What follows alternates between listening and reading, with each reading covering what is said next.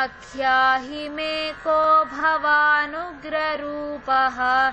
नमोऽस्तु ते देववर प्रसीद विज्ञातुमिच्छामि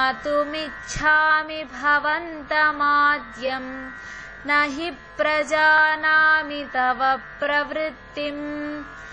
आख्याहि मे को भवानुग्ररूपः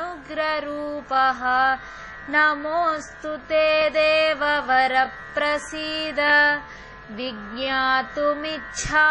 भवन्तमाद्यम् न हि प्रजानामि तव प्रवृत्तिम्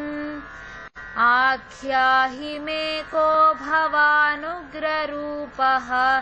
नमोऽस्तु ते देववर प्रसीद विज्ञातुमिच्छामि